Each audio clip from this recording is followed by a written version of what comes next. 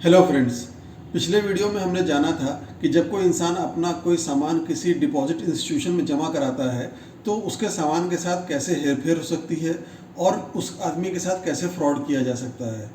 अब जबकि ये फ्रॉड किसी आम सी चीज़ के साथ भी किया जा सकता है, तो जब गोल्ड और सिल्वर का डिपॉजिट होगा जो कि मनी का एक्चुअली टॉप मोस्ट फॉर्म है, जब ये कहीं डिपॉजिट किया जाएगा तो उसके साथ फ्रॉड होने की गुंजाइश बहुत ज़्यादा है और उसका ख़तरा बहुत ज़्यादा है। तो अब हमें ये समझना है कि गोल्ड और सिल्वर के डिपॉजिट के साथ जब ये कहीं डिपॉजिट किए जाते हैं तो इनके साथ फ्रॉड कैसे कैसे हो सकता है और हिस्ट्री में इसके क्या क्या एग्जाम्पल्स हैं। अभी तक इस बात को हम समझ चुके हैं कि जो फंजिबल चीज़ें हैं, यानी जिन चीज़ों को हम दूसरी चीज़ों से रिप्लेस कर सकते हैं, उनको बदल सकते हैं। जैसे किसी इंसान ने अगर कहीं चावल जमा कराया है तो वो वापसी में उससे एग्जैक्टली वही चावल के दाने उम्मीद नहीं करता कि हमको वही वापस किए जाएं, बल्कि उसी जैसा चावल जो है उसको वापस कर दिया जाए। तो इस केस में हम चावल को फंजिबल कहेंगे, क्योंकि चावल के दानों को हम दूसरे दानों से रिप्लेस कर सकते हैं और जिस इंसान ने उनको जमा कराया है वो उनको ईजिली एक्सेप्ट कर सकता है। तो गोल्ड और सिल्वर के केस में भी यही चीज़ है कि जिस भी इंसान ने अपना गोल्ड और सिल्वर के सिक्के, यानी सिक्के और ईंटें जो कि गहनों के फॉर्म में नहीं, उनको जो जमा करा रहा है वो उनके बदले में एग्जैक्टली वही गोल्ड और सिल्वर के सिक्के नहीं चाहता जब तक के उसको उसी वेट के और उसी क्वालिटी के सिक्के मिल रहे हों। यानी अगर किसी ने 24 कैरेट के सोने के सिक्के जमा कराए हैं तो अगर उसको उसके बदले में उसी वेट का 24 कैरेट का सिक्का दे दिया जाएगा तो वो उसे एक्सेप्ट कर लेगा। हाँ, अगर उसने 10 ग्राम का सिक्का जमा कराया था 24 कैरेट का, तो अगर कोई उसे वापस करेगा 10 ग्राम का सिक्का 22 कैरेट का तो उसके लिए अनएक्सेप्टेबल होगा। और इसी तरह से अगर उसको कोई वापस करेगा 8 ग्राम का सिक्का 24 कैरेट का तो वो भी उसके लिए अनएक्सेप्टेबल होगा। तो फंजिबल जो चीज़ें होती हैं उनको रिप्लेस करना आसान होता है, लेकिन ये जो फंजिबल चीज़ें जो हैं जिनको हम आपस में रिप्लेस कर सकते हैं, इनमें भी डिफरेंस होता है। जैसे अगर किसी ने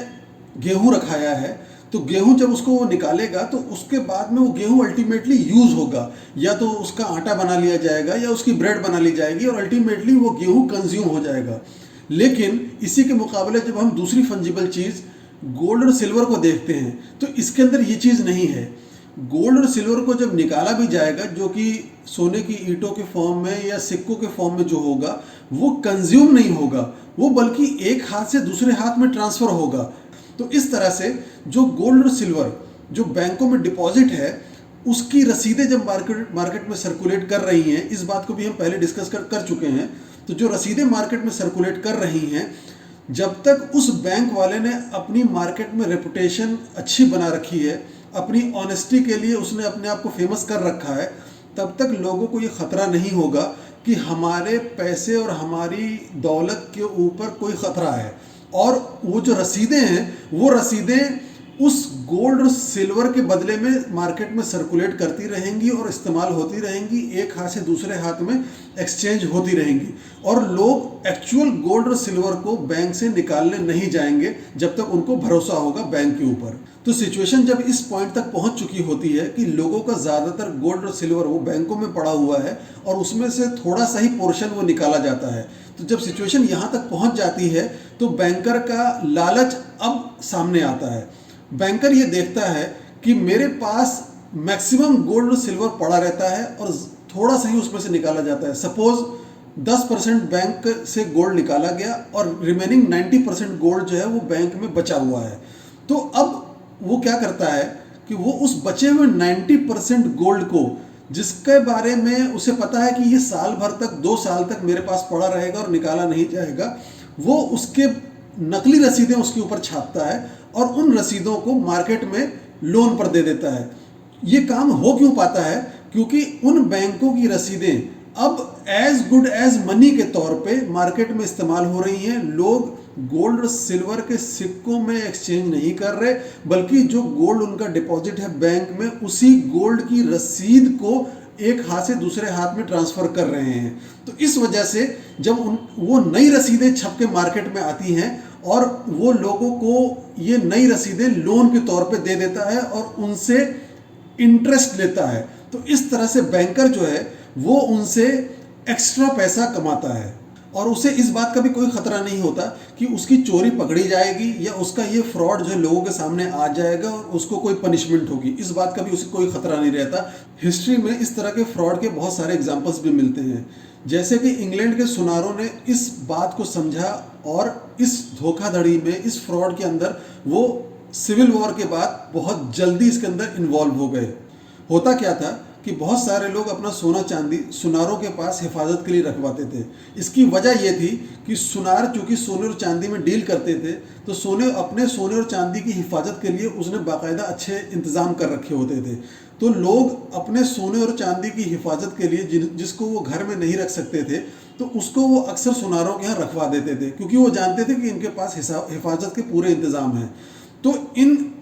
सुनारों ने इस बात को समझा कि हम लोगों का गोल्ड अपने पास जमा करा लें और उसके बदले में हम लोन पे रसीदें लोगों को दे सकते हैं। तो इंग्लैंड के गोल्डस्मिथ्स ने ये धोखाधड़ी और फ्रॉड शुरू किया कि जो लोगों का सोना चांदी उनके पास जमा होता था, उसकी नकली रसीदें छापकर वो लोगों को लोन पर देना उन्होंने शुरू कर दिया। और इस बात में वो इतना आगे बढ़ गए कि वो यहाँ तक तैयार हो गए कि लोग हमारे पास पैसा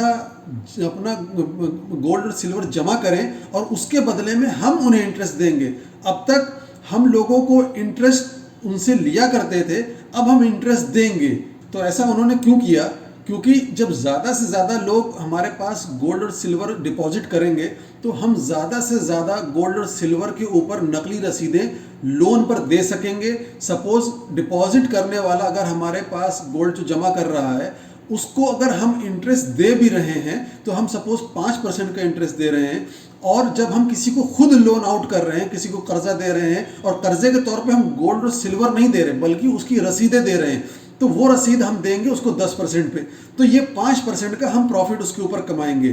तो अपने इस धोखाधड़ी के वेंचर में वो इतने आगे निकल गए कि अब तक जिस काम के लिए वो लोगों से पैसा चार्ज करते थे, यानी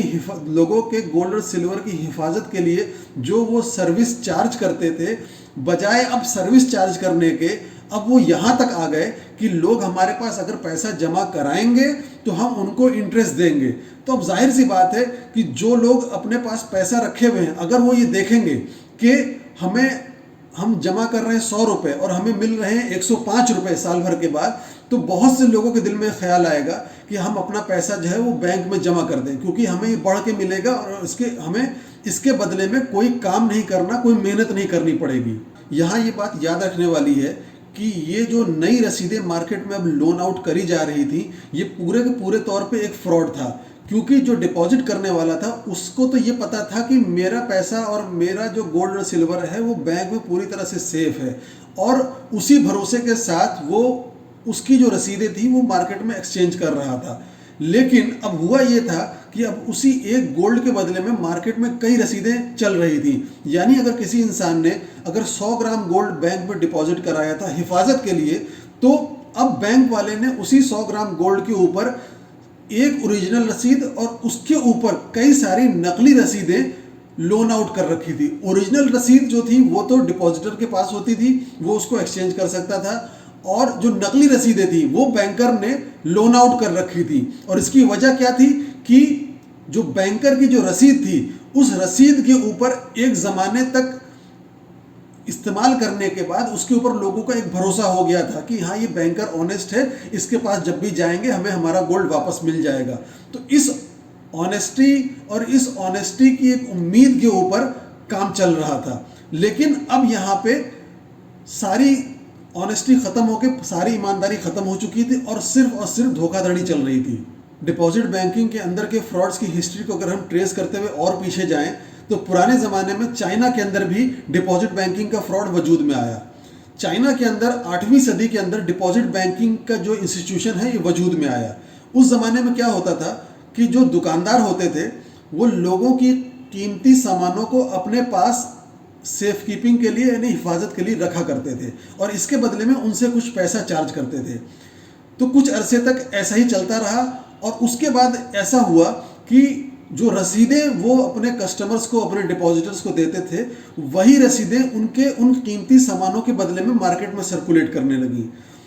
तो इन बैंकर्स ने भी यही देखा कि हमारे पास सामान पड़ा रहता है और इस सामान की हम नकली रसीदें चाहे तो छाप सकते हैं। तो इन्होंने भी यही किया कि कुछ अरसे के अंदर करीब 200 साल तक जब ये प्रैक्टिस बैंकिंग की, डिपॉजिट बैंकिंग की प्रैक्टिस वजूद में आई थी चाइना में, 8वीं सदी में ये वजूद में आई थी। तो इसके बाद 2 सदियों तक तो मामला कुछ ठीक ठाक चला कि जिसमें फ्रॉड, बहुत माइनर फ्रॉड्स होते थे और ये नकली रसीदें प्रिंट करने वाला फैशन नहीं था। लेकिन 10वीं सदी के अंदर इन बैंकर्स को ये समझ में आया कि हम नकली रसीदें भी प्रिंट कर सकते हैं और उसको भी मार्केट में लॉन्च कर सकते हैं और उनको हम लोन पे देके एक्स्ट्रा मनी कमा सकते हैं। तो उन्होंने भी यही काम करना शुरू किया और 8वीं सदी में जो एक बैंक, डिपॉजिट बैंकिंग का एक अच्छा खासा बिजनेस वजूद में आया था, जिसमें बिजनेस करने वाला पैसा कमाता था लोगों के प्रॉपर्टी की हिफाजत करने के बदले में, वो अब 10वीं सदी तक पहुंचते पहुंचते टोटली वो एक फ्रॉड इंस्टीट्यूशन बन गया और सिर्फ फ्रॉड होने लगा। तो ये सब बातें जानने के बाद बहुत से लोगों के दिलों में ये ख्याल आता होगा, क्या इन फ्रॉड करने वालों के साथ, धोखाधड़ी करने वालों के साथ कोई, उनके खिलाफ कोई एक्शन नहीं लिया जाता था? क्या उनको जेल में नहीं डाला जाता था? तो यहाँ हम ये बता दें कि डिपॉजिट बैंकिंग के लिए कोई लॉ 18वीं सदी तक एग्जिस्ट करता ही नहीं था और इन लोगों को, जो कि लोगों के पैसे को डिपॉजिट करते थे, इनको इस बात का कोई ख़तरा ही नहीं होता था कि अगर हम कोई फ्रॉड करेंगे, किसी तरह का एम्बेजलमेंट करेंगे तो हमारे खिलाफ कोई एक्शन हो सकता है। और इसी वजह से इंग्लैंड के जो गोल्डस्मिथ्स थे, यानी जो सुनार थे, और वही आगे चल के वहाँ के बड़े बड़े बैंकर बने, वो धड़ल्ले से लोगों की डिपॉजिट के ऊपर नकली रसीदें प्रिंट करते थे, उनको मार्केट में कर्जे पर लोन आउट करते थे और उससे ढेरों पैसे कमाते थे। और उनको इस बात का पूरा यकीन होता था कि हमारे साथ कानून कुछ नहीं कर पाएगा, क्योंकि पहली बात कि इसमें तो कोई, इसके ऊपर कोई प्रॉपर कानून ऐसा है ही नहीं जो हमको इस मसले में हमारे ऊपर कोई गिरफ्त कर सके। और दूसरी बात, अगर हम किसी वजह से फंस भी गए तो इतना पैसा हमारे पास है कि कानून में जो कोई भी होगा, जज होगा, पुलिस होगी, हम सबको पैसा देके सबका मुंह बंद कर देंगे। हमें किसी से डरने की ज़रूरत नहीं है, क्योंकि हमारे पास पैसे की ताकत है। तो इस वीडियो में हमें डिस्कस करना था कि गोल्ड और सिल्वर जो कि पुराने ज़माने में डिपॉजिट किया जाता था, उसमें फ्रॉड कैसे कैसे किया जाता था और इसमें फ्रॉड करने की जो सीरीज़ है, जो सिचुएशन जो पैदा हुई, वो कैसे पैदा हुई। नेक्स्ट वीडियो में हम बात करेंगे एक नए कंसेप्ट पे। शुक्रिया।